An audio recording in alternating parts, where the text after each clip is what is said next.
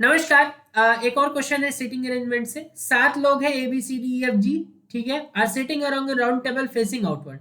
यही मैं खोज रहा था कि एक ऐसा क्वेश्चन है जिसमें आउटवर्ड हो और हम उसको इनवर्ड लेके सॉल्व करें।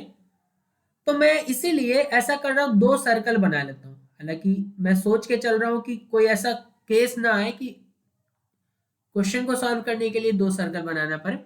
पहला मैं नॉर्मल सॉल्व कर रहा हूँ जिसमें इनवर्ड लेके सॉल्व करते हैं, ठीक है, और फिर उसको वेरीफाई कर लेंगे तो क्वेश्चन थोड़ा सा लंबा जाएगा।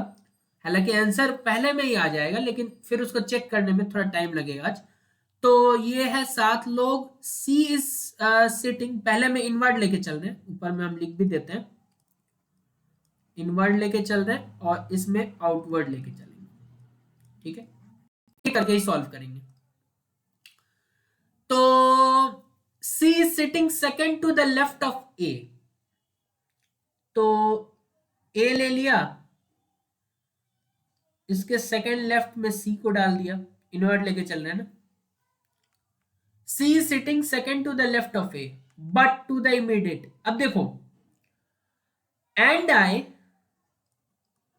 बट आई, तो ये फॉर्मर को रिप्रेजेंट करता है। फॉर्मर मतलब पहले वाले को, दैट मीन्स सी को रिप्रेजेंट करेगा। लेकिन अगर यहीं पे हमारे पास हु या विच आ जाता तो ये बाद वाले को रिप्रेजेंट करता, विच इज ए।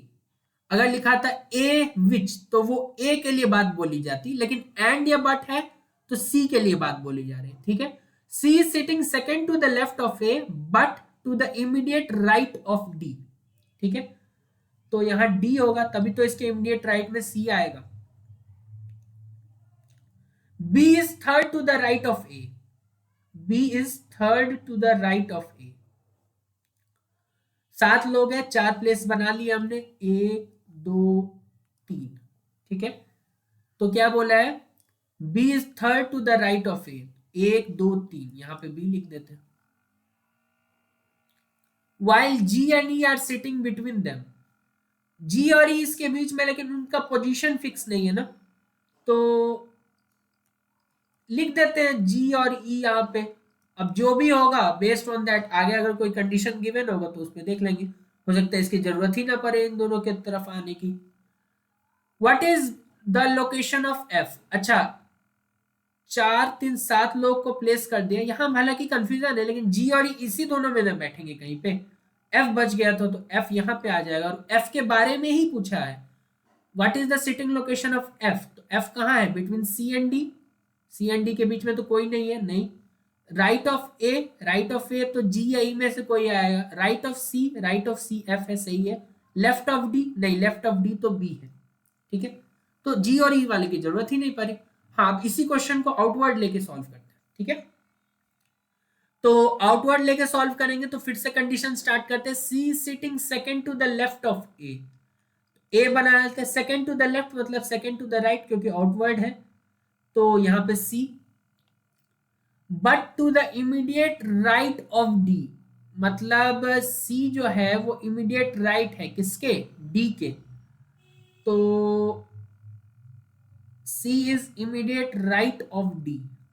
तो अगर डी यहां पे है तो फेसिंग आउटवर्ड है, तो इसका इमीडिएट राइट सी ही आएगा ना। सी is sitting second to the left of A but to the immediate right of D, outward है तो राइट में, ठीक है, सी आ जाएगा। B is third to the right of A, third to the right मतलब 1 2 3, ठीक है, यहां पे बी आ गया। While G and E sitting between them, again यहां पे भी वही केस आया, जी और ई के लिए हम श्योर नहीं है। Who is sitting, what is the sitting location of F, यहां भी एफ बच गया, एफ यहां आएगा।